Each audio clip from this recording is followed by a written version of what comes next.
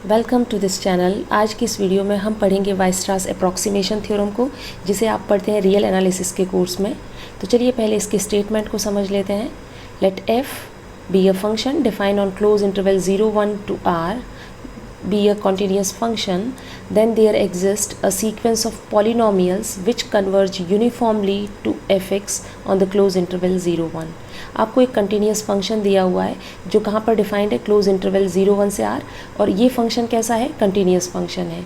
तो आपको प्रूव करना है कि there exist a sequence of polynomial, वहाँ पे कोई सीक्वेंस ऑफ पॉलिनोमियल एग्जिस्ट करेगी। मान लेते हैं पी एन एक्स ये सीक्वेंस ऑफ पॉलिनोमियल है, इस तरीके से, जैसे इसकी फर्स्ट टर्म P1 P2, इस तरीके से ये सीक्वेंस ऑफ पॉलिनोमियल है। मतलब सीक्वेंस की हर टर्म क्या होगी, पॉलिनोमियल। तो एक सीक्वेंस ऑफ पॉलिनोमियल एग्जिस्ट करेगी सच दैट ये सीक्वेंस ऑफ पॉलिनोमियल जो है ये यूनिफॉर्मली कन्वर्ज करेगी इस फंक्शन fx को, ठीक है। और fx के पास क्या कंडीशन है, it is continuous function and it is defined on close interval 0 to 1। अब यहाँ पर पहली बात तो मैं ये क्लियर करना चाहूँगी कि ये जो फंक्शन है यहाँ पर स्टेटमेंट में लिखा है डिफाइंड ऑन क्लोज इंटरवल 0 1, तो ज़रूरी नहीं है कि आप 0 1 पे डिफाइन करें। जनरल जो स्टेटमेंट इसका दिया जाता है उसमें सिंपली ये कहा जाता है any continuous function defined on close interval, ठीक है, close interval a b to R, that means any real valued continuous function. Real valued है इसलिए इसकी रेंज क्या रखी गई है, को डोमेन जो है वो सेट ऑफ रियल नंबर्स रखना है, और डोमेन पर आपको बस इतना ध्यान रखना है कि वो क्या होना चाहिए, क्लोज्ड इंटरवल होना चाहिए, क्लोज्ड एंड बाउंडेड इंटरवल। तो f आपने एक क्लोज्ड f को डिफाइन किया क्लोज्ड एंड बाउंडेड इंटरवल पे, and it is a continuous function, ठीक है। f क्या होना चाहिए, कंटिन्यूस फंक्शन। तो आप f को then there exist a sequence of polynomial p n x such that p n x जो है वो यूनिफॉर्मली कन्वर्ज करेगा किसे, एफ एक्स को, ठीक है। ये स्टेटमेंट होता है वाइस्ट्रास अप्रॉक्सीमेशन थ्योरम का। यहाँ पर एफ का जो मैंने इंटरवल लिया है वो 0 to 1 इसलिए लिया है क्योंकि वाइस्ट्रास अप्रॉक्सीमेशन थ्योरम का हम जो यहाँ पर प्रूफ देंगे वो देंगे बाय यूजिंग बर्नस्टीन पॉलिनोमियल, ठीक है। तो बर्नस्टीन पॉलिनोमियल को हम डिफाइन करते हैं क्लोज इंटरवल 0 to 1 पे, इसीलिए हमने जो फंक्शन कंसिडर किया है वो 0 to 1 है। वैसे भी आप जानते हैं कि अगर कोई भी फंक्शन a to b पे डिफाइंड है तो इस डोमेन को आप 0 to 1 बना सकते हैं, ठीक है, x में ऐसा चेंज करके वेरिएबल में, तो उससे फ़र्क नहीं पड़ता है कि बस आपको ये ध्यान रखना है कि क्लोज्ड एंड बाउंडेड इंटरवल होना चाहिए। तो वाइस्ट्रास अप्रॉक्सीमेशन थ्योरम का अगर आपको जनरल स्टेटमेंट पूछा जाता है तो आप सिंपली ये बोलिए any continuous function defined on close and bounded interval, any real valued continuous function defined on close and bounded interval, then there exist a sequence of polynomial which converge uniformly to that function fx over that interval। अब यहाँ पर interval क्या दिया हुआ है, 0 1, तो आपने लिख दिया है कि पी एन एक्स जो है वो fx को कन्वर्ज करेगा किस इंटरवल में, ओवर 0 1, ठीक है। तो for all x belongs to 0 to 1, ये सिचुएशन है आपको। अब वाइस्ट्रास ने इसको दिया है इसलिए नाम क्या है, वाइस्ट्रास के नाम से रखा गया अप्रॉक्सीमेशन थ्योरम। अब ये अप्रॉक्सीमेशन वर्ड जो है वो इसलिए ऐड किया गया है, देखिए यहाँ पर क्या कर रहे हैं, पी एन एक्स की जो सीक्वेंस है, सीक्वेंस ऑफ पॉलिनोमियल है, वो किसको कन्वर्ज कर रही है, एफ एक्स को। P n x f x को कन्वर्ज कर रहा है, इसका क्या मतलब होगा, difference between p n x and f x, इसका मॉडुलस ले लीजिए, दिस इज़ वेरी स्मॉल, तो आप लिखेंगे कि mod p n x minus f x is less than epsilon for all n greater than equal to n0। यही तो मतलब होता है सीक्वेंस की कन्वर्जेंस का, ये आपने पढ़ा होगा। अगर p n x f x को कन्वर्ज कर रहा है that means for every epsilon there exist some n0 such that p n x minus f x modulus less than epsilon for all n greater than equal to n0। इसका मतलब इन दोनों के बीच का difference जो है वो बहुत ही स्मॉल है, या फिर हम बोले कि p n x minus f x ये डिफरेंस जो है इट इज़ टेंडिंग टू 0, ठीक है, आप ये लिख सकते हैं। तो इसका मतलब यही हुआ कि आप इस फंक्शन को अप्रॉक्सीमेट कर सकते हैं पी एन एक्स से, ठीक है। ये आपके पास एक फंक्शन है, एफ एक्स तो कोई फिक्स फंक्शन आपने कंसिडर किया हुआ, ठीक है, कंटिन्यूस फंक्शन, और पी एन एक्स तो क्या है, सीक्वेंस है। तो आप क्या कर रहे हैं, इस फंक्शन को, इस कंटिन्यूस फंक्शन को हम अप्रॉक्सीमेट कर सकते हैं पॉलिनोमियल से, बिकॉज ये कोई भी कंटिन्यूस फंक्शन हो सकता है। तो कंटिन्यूस फंक्शन में आपके पास पॉलिनोमियल्स भी आते हैं, आप ट्रिग्नोमेट्रिक फंक्शन कंसीडर कर सकते हैं, हाइपरबोलिक फंक्शन हो सकते हैं, ठीक है। और भी कई सारे एक्सपोनेंशियल फंक्शन हो सकते हैं, लॉगरिथमिक फंक्शन हो सकते हैं। तो ये सारे के सारे जो फंक्शन है ये कंटिन्यूस फंक्शन है। तो f(x) तो कोई भी इनमें से हो सकता है। आप इन सारे फंक्शन को किससे अप्रॉक्सीमेट कर सकते हैं? पॉलिनोमियल से, बिकॉज पॉलिनोमियल फंक्शन जो है उनको स्टडी करना बहुत ही ज़्यादा ईजी है। तो इसलिए ये अप्रॉक्सीमेशन थ्योरम जो है वो बहुत ही इंपॉर्टेंट है, क्योंकि हम हर कंटिन्यूस फंक्शन को क्या करेंगे? एक पॉलिनोमियल से अप्रॉक्सीमेट करेंगे। तो कंटिन्यूस फंक्शन की स्टडी करना थोड़ा टफ रहेगा, लेकिन पॉलिनोमियल फंक्शन जो है वो स्मूथ भी है। पॉलिनोमियल फंक्शन के ज़ीरोज़ निकाल सकते हैं आप, ठीक है। आप उनका ग्राफ इजीली ड्रॉ कर सकते हैं। तो पॉलिनोमियल फंक्शन के पास एंड कंप्यूटर में भी पॉलिनोमियल फंक्शन को ईजीली आप क्या कर सकते हैं? इवेल्युएट कर सकते हैं, उसके साथ कैलकुलेशन अच्छे से किया जा सकता है। इसलिए यहाँ पर इसकी इतनी इंपॉर्टेंस है कि every continuous function can be approximated by polynomial function. तो वाइस्ट्रास अप्रॉक्सीमेशन थ्योरम को आपको इस तरीके से भी पूछा जा सकता है कि every continuous function defined over close interval can be approximated by sequence of polynomial या पॉलिनोमियल फंक्शन, ठीक है। तो 2-3 तरीके से आप स्टेटमेंट दे सकते हैं। मैंने यहाँ पर एक ही लिखा है, आपको समझा दिया है, ठीक है। आपको अगर एग्ज़ाम में पूछेंगे बीएससी या एमएससी के कोर्स में तो कुछ इसी तरीके से पूछते हैं, ठीक है। एफ़ का अगर इंटरवल नहीं दिया है, उन्होंने स्पेसिफाई नहीं किया है, सिंपली ये लिखा है कि continuous function defined over close interval, तो आप प्रूफ में लेके चलिए। प्रूफ में आप कहाँ से स्टार्ट करेंगे? एफ़ एक फंक्शन लेंगे जो इस इंटरवल पे डिफाइंड होगा। अब मैंने आपको यहाँ पर इनिशियली ये बताया कि इस थ्योरम का हम प्रूफ करेंगे बाय यूजिंग बर्नस्टीन पॉलिनोमियल। तो सबसे पहले मैं आपको बर्नस्टीन पॉलिनोमियल का थोड़ा इंट्रोडक्शन दे देती हूँ। बर्नस्टीन पॉलिनोमियल जो है वो इस तरीके से डिफाइन किए जाते हैं। ये नोटेशन है बर्नस्टीन पॉलिनोमियल का। Bernstein polynomial which is given by Bernstein. Bernstein mathematician का नाम है, ठीक है। तो पॉलिनोमियल जो है, पॉलिनोमियल आपको पता है, पॉलिनोमियल के लिए आप एक डिग्री डिफाइन करते हैं। जैसे लिखते हैं कि पॉलिनोमियल ऑफ डिग्री n, तो आप इस तरीके से नोटेशन यूज़ करते हैं pnx। pnx का मतलब है पॉलिनोमियल होगा of degree n in variable x, correct. अब यहाँ पर बर्नस्टीन पॉलिनोमियल है, इसलिए हम लेटर यूज़ कर रहे हैं b, सबस्क्रिप्ट में n लिखा है, that means it is Bernstein polynomial of degree n। Bernstein polynomial थोड़े स्पेशल टाइप के पॉलिनोमियल होते हैं। इस पॉलिनोमियल को हम कैसे डिफ़ाइन करते हैं? हर मतलब एक फंक्शन के रिस्पेक्ट में डिफ़ाइन करते हैं। दैट मीन्स पहले आपके पास कोई गिवन फंक्शन होगा, तो यहाँ पर सबसे पहले हमने एज्यूम कर लिया एक function, let f defined over 0 to 1 to r। अब यहाँ पर फिर से मैं बताना चाहूँगी, ये 0-1 जो इंटरवल लिया गया है, इसकी जगह आप कोई भी क्लोज इंटरवल भी ले सकते हैं, ठीक है। कोई भी a to b भी ले सकते हैं, सिर्फ कि इससे ज़्यादा सिंपल होगा प्रूफ, इसलिए इसको कंसीडर किया गया है 0 to 1 को। अदरवाइज़ अगर ये इस इंटरवल पे ट्रू है थ्योरम, तो आप क्या कर सकते हैं? a to b पे भी कर सकते हैं, बिकॉज दोनों इंटरवल जो है वो क्या है? इक्विवेलेंट है, ठीक है, आइसोमॉर्फिक है, आप बोल सकते हैं दोनों इंटरवल्स। तो अगर कोई थ्योरम ट्रू है 0 to 1 क्लोज इंटरवल के लिए, तो वो हर बाउंडेड क्लोज इंटरवल के लिए ट्रू होगी, ठीक है। तो यहाँ पर आपको एक फंक्शन कंसिडर करना है जो कि यहाँ से यहाँ डिफाइंड है r तक। Then Bernstein polynomial corresponding to this function, because Bernstein polynomial function के कोरिस्पॉन्डिंग आप डिफाइन करते हैं, इसलिए इसका नोटेशन bn। fx के कोरिस्पॉन्डिंग आप डिफाइन कर रहे हैं, तो ब्रैकेट में bn, यहाँ पर खाली x ही डालते थे वेरिएबल, यहाँ पर fx के कोरिस्पॉन्डिंग, तो fx सेमीकोलन x लिखा है आपने, ठीक है। इनको किस तरीके से डिफाइन किया गया है? Summation k from 0 to n f k by n, यहाँ पर लिखना है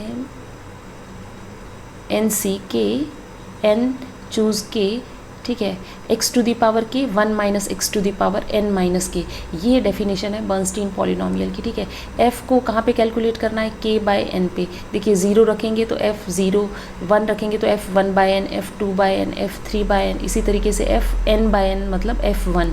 f का डोमेन क्या है? 0 to 1 है, ठीक है।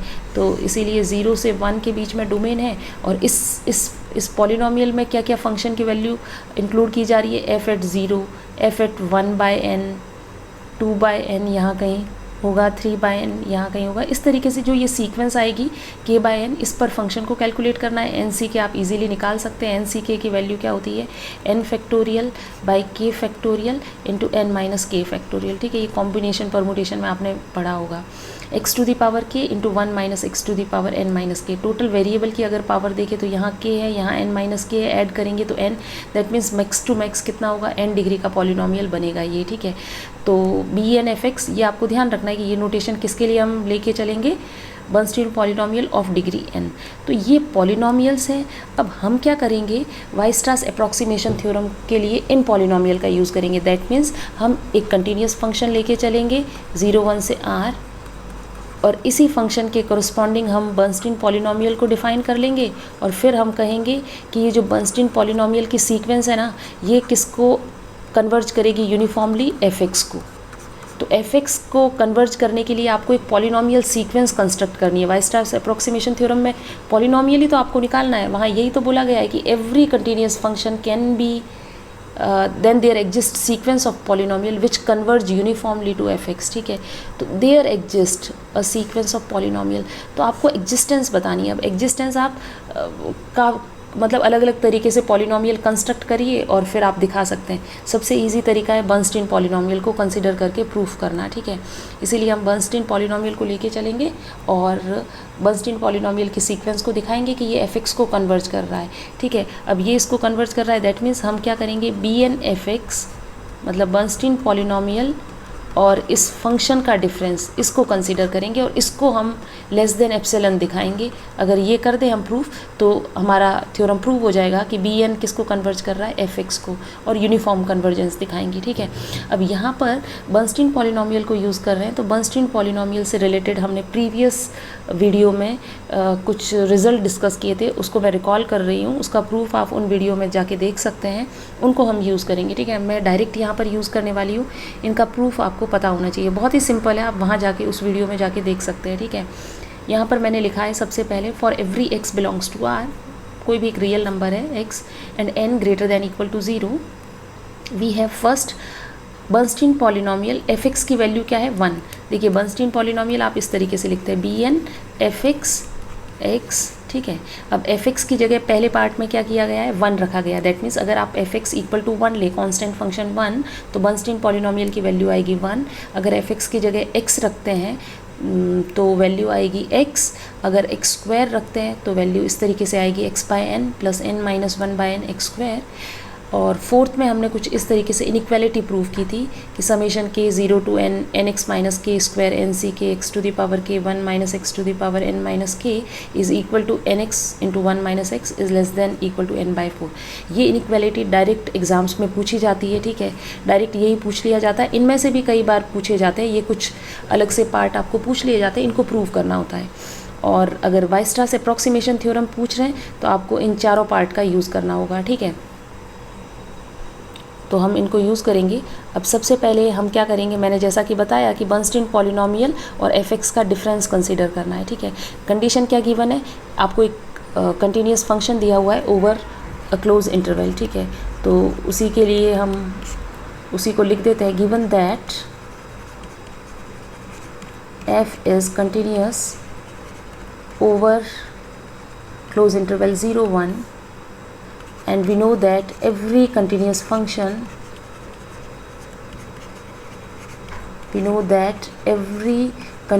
function over closed and bounded interval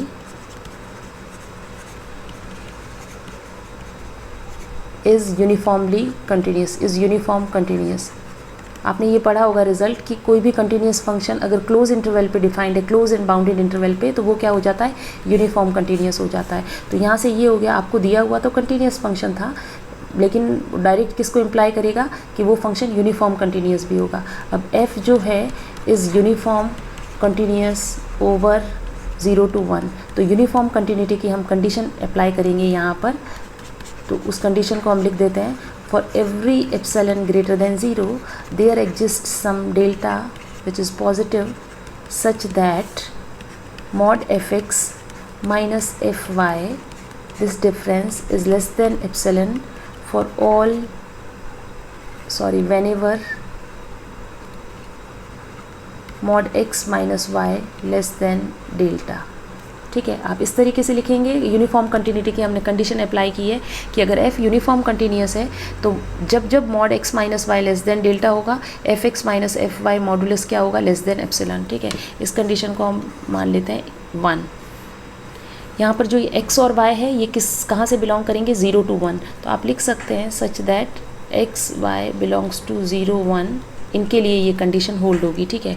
इसके बाद आपको क्या करना है, एक और मैं कंडीशन यूज़ कर रही हूँ कि कंटिन्यूस फंक्शन दिया हुआ है ओवर क्लोज इंटरवल, तो आप जानते हैं every continuous function over close and bounded interval is bounded. So function की बाउंडेडनेस की हम कंडीशन यूज़ करेंगे। तो यहाँ पर हम लिखेंगे since f is bounded over this interval 0 to 1, so there exists a positive number m greater than 0, there exists m which is greater than 0 such that mod fx is less than equal to, आप लिख सकते हैं, strictly लिखने की जरूरत नहीं है, less than equal to m। ये मैंने बना ली इक्वेशन नंबर 2। अब ये आप क्यों, देखिए आपको फंक्शन दिया हुआ था continuous over close and bounded interval. पहली कंडीशन आपने लिखी कि every continuous function is uniform continuous, uniform continuity की कंडीशन लगा दी। फिर आपको ये पता है कि हर कंटिन्यूस फंक्शन अगर क्लोज और बाउंडेड इंटरवल पे डिफाइंड है तो वो बाउंडेड भी होता है, ठीक है। Every continuous function is bounded if it is defined on close and bounded interval. ये सब थ्योरम्स आपने बेसिक जब कंटिन्यूटी का चैप्टर पढ़ा होगा रियल एनालिसिस में, उसमें हम पढ़ते हैं, ठीक है।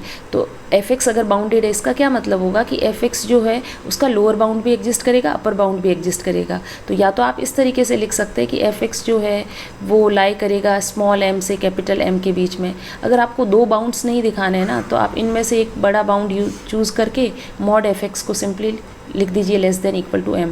तो वही हम कर रहे हैं, ठीक है। इसको इक्वेशन नंबर 2 दे दिया है। अब आप ना प्रूफ में इक्वेशन 1 और इक्वेशन 2 को यूज़ करने वाले हैं, ठीक है। अभी देखेंगे हम कि किस तरीके से आपको यूज़ करना है। अब हम कंसीडर करके चलेंगे, consider bn fx minus fx, ठीक है। आपको ये डिफरेंस को कंसीडर करके चलना है, फिर इसका मॉडुलस हम लेंगे। पहले हम सिंपली bn fx की वैल्यू को पुट कर देते हैं, summation k 0 to n f k by n n c k x to the power k 1 minus x to the power n minus k minus fx, ठीक है। अब यहाँ पर क्या करने वाले हैं, हम यूज़ करने वाले हैं जो लेमा मैंने आपको इनिशियली बताया था बर्नस्टीन पॉलिनोमियल के लिए, उसका फर्स्ट पार्ट हम यूज़ करेंगे। N c k x to the power k 1 minus x to the power n minus k minus f x as it is, और यहाँ पर मैं लिखूँगी के 0 to n N c k x to the power k 1 minus x to the power n minus k, ठीक है। इसकी value कितनी होगी, इसकी वैल्यू 1 होगी। इस पूरे समेशन की वैल्यू कितनी होगी, 1, क्योंकि ये आप ध्यान से अगर देखें तो ये बर्नस्टीन पॉलिनोमियल है, ठीक है। बर्नस्टीन पॉलिनोमियल इस तरीके से डिफाइंड होता है। f यहाँ पर नहीं है, इसका मतलब f की जगह आपने क्या पुट किया है, 1, ठीक है, कांस्टेंट फंक्शन। और आपने लेमा में देखा कि जब कांस्टेंट फंक्शन 1 रखते हैं तो बर्नस्टीन पॉलिनोमियल की वैल्यू कितनी आती है, 1। तो हम यहाँ से लिख सकते हैं कि इसकी वैल्यू कितनी रहेगी, इसकी वैल्यू 1 रहेगी। तो आप fx को यहाँ fx से इंटू 1, ठीक है, तो वो लिख सकते हैं, ठीक है। अब हम क्या करेंगे, इन दोनों सम को कंबाइन करेंगे। अब fx, क्योंकि जो ये सम है ये रन हो रहा है k पे, fx कांस्टेंट है, इसको अंदर भी ले जा सकते हैं। अंदर जब ले जाएंगे तो देखिए N c k x to the power k 1 minus x to the power n minus k common आ जाएगा, सम भी सेम है, तो समेशन आप कंबाइन कर सकते हैं। Summation k from 0 to n, आपके पास f k by n minus f x, ये डिफरेंट है तो ये रहा अलग से, बाकी कॉमन आ गया N c k x to the power k 1 minus x to the power n minus k, ठीक है। अब आपको इसको एस्टिमेट करना है, इसका मॉड लेना है, मॉडुलस, और तो इस इधर मॉडुलस आ जाएगा और उसको आपको टेंडिंग टू 0 दिखाना है, वेरी स्मॉल दिखाना है, ठीक है। अब इसको एस्टिमेट करने के लिए हम क्या करेंगे, इस सम को 2 पार्ट में डिवाइड करने वाले हैं, ठीक है। तो हम करेंगे divide the summation into 2 parts. अब ऐसा मैं क्यों कर रही हूँ वो आपको अभी समझ आएगा नेक्स्ट स्टेप में, एक बार हम लिख लेते हैं। अब इस सम को हम 2 पार्ट में डिवाइड करेंगे। किस तरीके से, यहाँ पर देखिए k कहाँ से कहाँ चल रहा है, 0 से स्टार्ट हो रहा है n तक। हम किस तरीके से डिवाइड करेंगे, तो कंसिडर करके चलना है। पहले तो आपको एक हम लेके चलेंगे S1 में हम वो सारे k को इंक्लूड करेंगे such that k by n minus x this is less than delta, ठीक है। सेकेंड आप लेके चलेंगे S2, इसमें हम वो सारे k को इंक्लूड करेंगे such that k by n minus x this difference is greater than equal to delta, ठीक है। अब देखिए यहाँ पर आप क्या कर रहे हैं, k की वैल्यूज़ ले रहे हैं। k जो है ना वो आपका स्टार्ट हो रहा है 0 1 2 कहाँ तक जा रहा है, n तक, तो k ये n+1 वैल्यूज़ ले रहा है।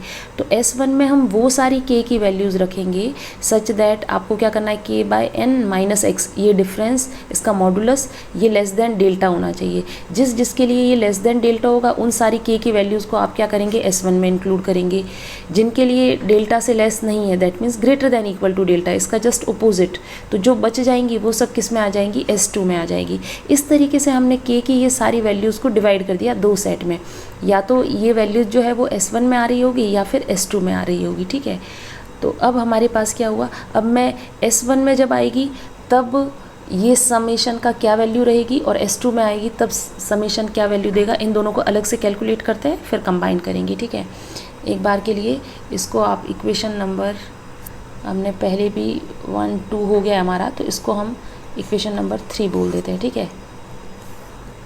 अब आप लिखिए कि if k belongs to S1, अगर k S1 में बिलोंग कर रहा है, ठीक है, तो आपके पास क्या होगा, k/n-x, this is less than delta, ठीक है। और फंक्शन जो है वो यूनिफॉर्मली कंटिन्यूस दिया हुआ है, और यूनिफॉर्मली कंटिन्यूस की आप कंडीशन यूज़ करिए। ये देखो इक्वेशन 1 देखो, अगर x और y का डिफरेंस लेस देन डेल्टा है तो fx और fy का डिफरेंस एप्सिलॉन से कम होगा।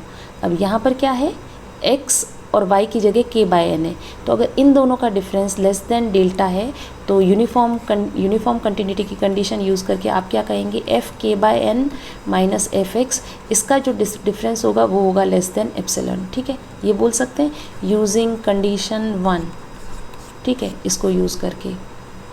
ओके, इसके बाद हम क्या करेंगे, इसको कैलकुलेट करते हैं, ठीक है। इक्वेशन 3 को मैं एक बार मतलब इक्वेशन 3 में जब आप ये दो सम में ब्रेक हो जाएगा, ठीक है।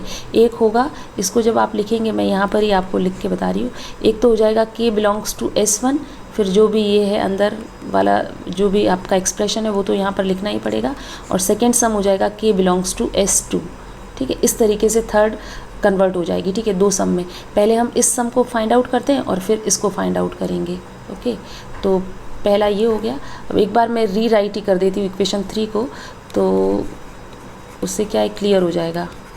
री राइटिंग इक्वेशन 3, तो इक्वेशन 3 में आप कंसीडर करके चल रहे हैं bn fx minus fx is equal to summation, पहला सम तो मैंने बताया k S1 से हो जाएगा, ठीक है, और बाकी जो अंदर एक्सप्रेशन है वो as it is f k/n - fx and nck x to the power k 1 - x to the power n - k। Second जो सम होगा वो k बिलोंग्स टू S2, और अंदर यही सेम एक्सप्रेशन आ जाएगा। आपको ना इसका मॉडुलस यूज़ करना है, तो चलिए इस पर मॉड अप्लाई करते हैं। bn fx, step by step आपको चलना है, ज़्यादा कुछ करना नहीं है कि आपको याद रखने की ज़रूरत नहीं पड़ेगी, आपको बस समझ लेना है कि हम fx को अप्रॉक्सीमेट करने वाले हैं bn से, तो इसका डिफरेंस जो है इसको कैलकुलेट करना है, तो उसके लिए कुछ स्टेप्स आपको ध्यान रखने होंगे, ठीक है। जैसे ही मॉड अप्लाई करेंगे, यहाँ पर क्या है, सम है, ठीक है, फाइनाइट सम है, ट्रायंगल इनइक्वालिटी लगा सकते हैं, तो साइन आ जाएगा less than equal to summation k belongs to S1 sum. अब जो मॉडुलस साइन है, सॉरी, वो अंदर चला जाएगा, ठीक है। मॉडुलस साइन जैसे ही यहाँ अप्लाई करेंगे, सम के अंदर ले जाएंगे तो ट्रायंगल इनइक्वालिटी से लेस देन इक्वल टू आ जाएगा। यहाँ पर मॉड लग जाएगा f में, nck पॉजिटिव है, x 0 से 1 है, पॉजिटिव है, 1 - x, क्योंकि x 0 से 1 है तो ये भी पॉजिटिव रहेगा। इन पे मॉड लगाने की ज़रूरत नहीं है, ठीक है। आप मॉड किस पे लगाएंगे, सिर्फ f वाली जो क्वांटिटी है उस पर, तो f k/n - fx, बाकी nck x to the power k 1 - x to the power n - k as it is, ठीक है। और सेकेंड जो सम रहेगा वो summation k belongs to S2 f k/n - fx modulus nck x to the power k 1 - x to the power n - k। अब आपको ये first वाला एक्सप्रेशन फाइंड आउट करना है और सेकेंड एक्सप्रेशन फाइंड आउट करना है। फर्स्ट एक्सप्रेशन को फाइंड आउट करने के लिए तो हमने थोड़ा कैलकुलेशन यहाँ पर की है, ठीक है, जो ये लिखा था अभी हमने कि ये किससे छोटा होगा, लेस देन एप्सिलॉन। तो चलिए इसको इक्वेशन नंबर दे देते हैं 4, और ये है हमारा 5 इसको बोल देते हैं, ठीक है। अब हम पहले इन दो सम को अलग से फाइंड आउट करेंगे और फिर इक्वेशन 5 में पुट कर देंगे, ठीक है।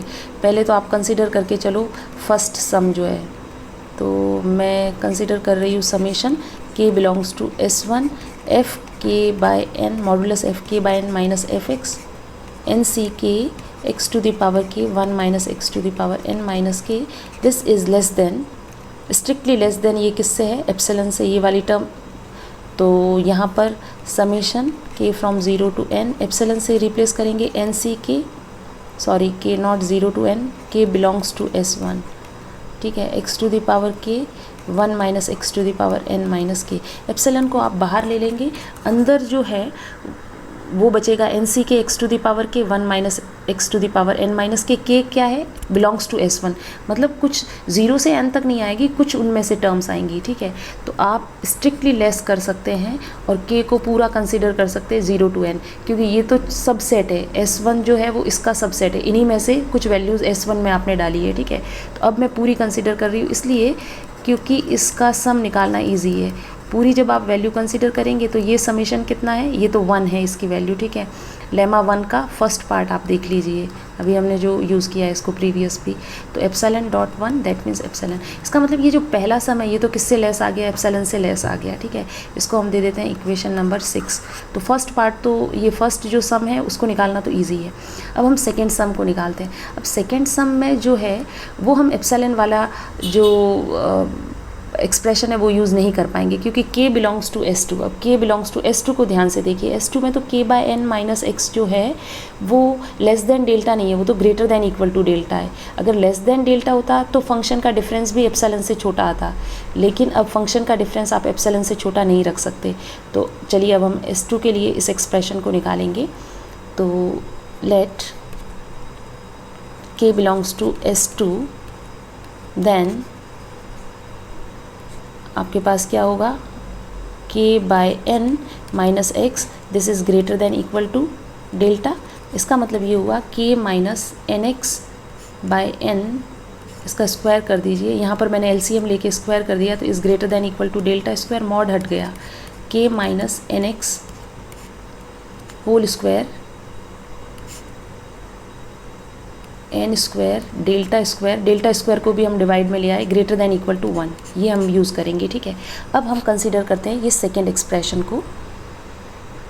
तो अब हम यहाँ पर लिखेंगे कंसीडर सेकेंड सम जो है ना, summation k belongs to S2 f k by n minus f x modulus n c k x to the power k 1 minus x to the power n minus के।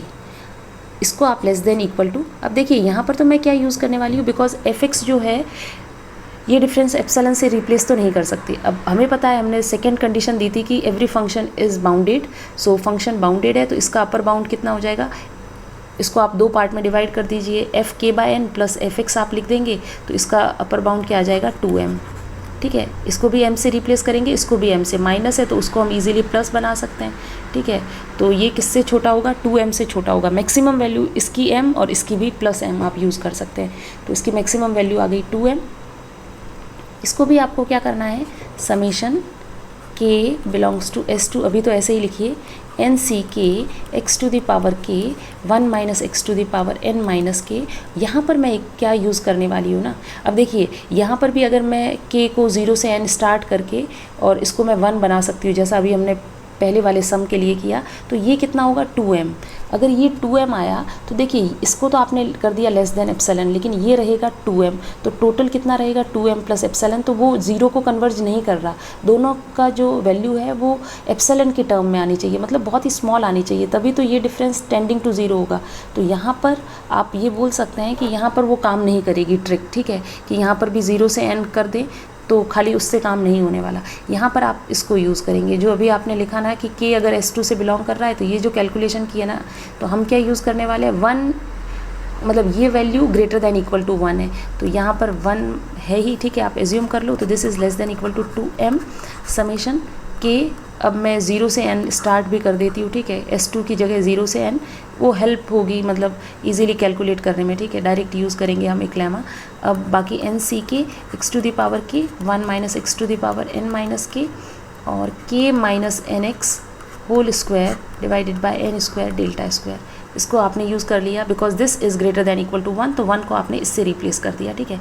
N square delta square जो है वो तो क्या है, constant है, तो इसको ना हम बाहर कर देते हैं बिकॉज के पे सम रन हो रहा है, इसको बाहर नहीं कर सकते। अब आपके पास ये समेशन है, इस समेशन की हम वैल्यू यूज़ करेंगे लेमा 1 के 4th पार्ट से, ठीक है। तो वो बहुत ही इंपॉर्टेंट है, यही आ गया एन एक्स माइनस के, वहाँ पर लिखा है के माइनस एन एक्स, पर स्क्वायर है तो मैटर नहीं करेगा, ठीक है। N c k x to the power k 1 minus x to the power n minus k complete value, this is less than equal to n by 4, इसीलिए inequality बहुत ही useful है, ठीक है। अब इसका अपर बाउंड हमें क्या मिल गया, n बाई 4, तो सॉरी हाँ ठीक है, तो यहाँ पर आपको क्या मिल गया, इस पूरे की जगह हम क्या पुट करेंगे, less than equal to n by 4, और ये 2m by n square delta square, तो 2m by n square delta square into n by 4। इसको थोड़ा सॉल्व कर देते हैं, n से n कैंसिल, तो ये हो जाएगा m by 2n delta square. अब ये n के टर्म्स में, n टेंडिंग टू इन्फिनिटी, तो इसको हम 0 ले जा सकते हैं, ठीक है। डेल्टा भी छोटा है लेकिन हम ठीक है, इसको अगर हम इसको स्मॉल बनाना है तो हम लेके चलते हैं कि if this is less than epsilon, तो n की टर्म्स में हम कंडीशन ले आएंगे, ठीक है। m by 2 epsilon delta square is less then n को हमने इधर शिफ्ट कर दिया तो एप्सिलॉन नीचे आ गया। इसका मतलब अगर n ग्रेटर है, if n is greater then m by 2 epsilon delta square, तो आपके पास वो सेकेंड समीशन जो है वो किससे छोटा आएगा, एप्सिलॉन से, ठीक है। आपके पास सेकेंड समेशन इस टर्म से छोटा आया, हमको बनाना है उसको लेस देन एप्सिलॉन, ठीक है। तो ये लेस देन एप्सिलॉन कब रहेगा, if this is less than epsilon, तो आप पुट करो और कंडीशन फाइंड आउट करो n पे। सीक्वेंस की कन्वर्जेंस में आपने ऐसे ही किया होगा, ठीक है। जब भी कन्वर्जेंस दिखानी होती है तो जो भी आपके पास एक्सप्रेशन आए उसको पुट करो लेस देन एप्सिलॉन, मानो क्या वो पॉसिबल है या नहीं। तो वो कब है possible, when n is greater than m by 2 epsilon delta square, ठीक है। इसको हम इक्वेशन दे देते हैं, इससे पहले आपने एज्यूम किया 5 6 ये आ गई थी, अब 7 कर देते हैं, और 6 और 7 को हम 5 में यूज़ करेंगे, ठीक है। यूजिंग 6 एंड 7 इन 5, तो आपके पास ये आ जाएगा mod b n f x minus f x, this difference is less than, first term तो एप्सिलॉन आ गई थी, सेकेंड टर्म क्या आई, सेकेंड को भी आपने एप्सिलॉन से अप्रॉक्सीमेट किया है, पर फॉर ऑल n क्या होना चाहिए, strictly greater than m by 2 epsilon delta square. देखिए जब भी आप कन्वर्जेंस तो एप्सिलॉन होगा, आपको एप्सिलॉन एज्यूम करेंगे, उसके करस्पॉन्डिंग आप डेल्टा फाइंड आउट करेंगे, तो एप्सिलॉन भी है डेल्टा भी है, m तो उसका अपर बाउंड है फंक्शन का। तो ये सब कंडीशन, ये सब आपके पास नंबर्स होंगे, इन सब नंबर्स को रखो और आपको वो नेचुरल नंबर, ये सब नंबर रखने के बाद आप मान लेते हैं ये आ रहा है, सब कैलकुलेट करने के बाद ये आ रहा है 50, तो n ग्रेटर देन 50, n जब 50 से ग्रेटर होगा दैट मीन्स 51 52 53, उन सब के लिए bn जो है मतलब b51 b52 b53, ठीक है, वो सब किसको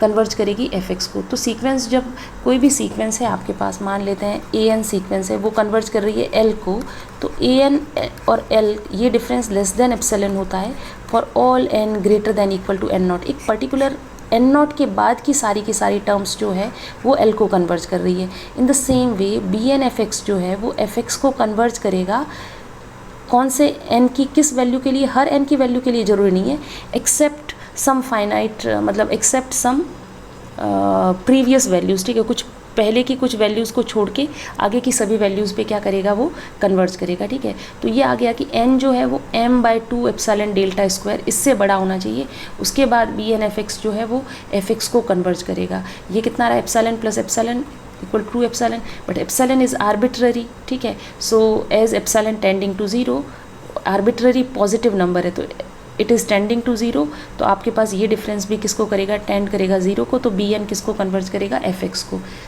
तो हमने ये प्रूव कर दिया कि bn(f(x) और fx का जो डिफरेंस है, मतलब बर्नस्टीन पॉलिनोमियल का डिफरेंस फंक्शन के साथ, ये डिफरेंस क्या है, इज़ वेरी स्मॉल, ठीक है, 2 एप्सिलॉन। अगर आप उन टर्म्स में एप्सिलॉन बाई 2 लेते पहले से, तो यहाँ पर क्या आ सकता था, epsilon, but epsilon is arbitrary, तो उसका कोई ज़रूरत नहीं है उसकी, ठीक है। आपके पास 2 एप्सिलॉन आ गया, epsilon is very small number and it is tending to 0, तो 2 एप्सिलॉन भी क्या होगा, it will tend to 0।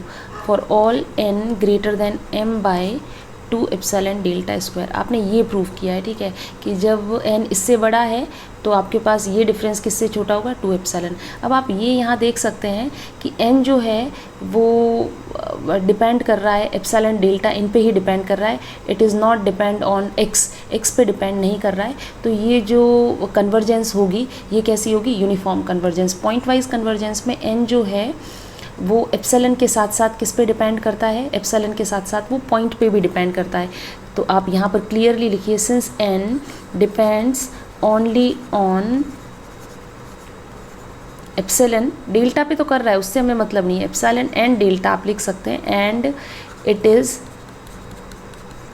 Independent to x, so convergence is uniform. ये इंपॉर्टेंट है, इस फैक्ट को आपको नहीं भूलना है, बिकॉज आपको कन्वर्जेंस दिखानी है कि वो यूनिफॉर्म कन्वर्जेंस है। और क्योंकि आप सीक्वेंस ऑफ फंक्शन की बात कर रहे हैं, ये पॉलिनोमियल की सीक्वेंस है, ये भी फंक्शन की सीक्वेंस है, ये अगर f(x) को कन्वर्ज कर रही है तो सीक्वेंस ऑफ फंक्शन की कन्वर्जेंस जो है वो पॉइंट वाइज भी हो सकती है और यूनिफॉर्म कन्वर्जेंस भी हो सकती है। तो इससे आपने ये तो दिखाया कि जो बर्नस्टीन पॉलिनोमियल की सीक्वेंस है वो f(x) को कन्वर्ज कर रही है, लेकिन कैसी कन्वर्जेंस है, पॉइंट वाइज और यूनिफॉर्म। और स्टेटमेंट में आपको दिया है कि you have to prove that the convergence is uniform. तो आपने दिखा दिया कि ये n की डिपेंडेंसी x पर नहीं है, अगर पॉइंट पे डिपेंडेंसी नहीं है तो वो कन्वर्जेंस कैसी होगी, uniform, uniform with respect to x। तो bn converging to fx uniformly, ये हम डबल एरो यूज़ करते हैं टू शो यूनिफॉर्म कन्वर्जेंस, ठीक है, for all x belongs to 0 to 1। तो इस तरीके से आपको वाइस्ट्रास अप्रॉक्सीमेशन थ्योरम का प्रूफ करना है यूजिंग बर्नस्टीन पॉलिनोमियल। बहुत ही इजी प्रूफ है, इसको आप पूरा, इस वीडियो को पूरा देखेंगे तो बिल्कुल अच्छे से समझ जाएंगे आप। अगर आपको फिर भी कोई डाउट है तो आप कमेंट सेक्शन में पूछ सकते हैं। वीडियो आपको अगर अच्छा लगा है तो इसे लाइक करें और चैनल को सब्सक्राइब करें। Thank you.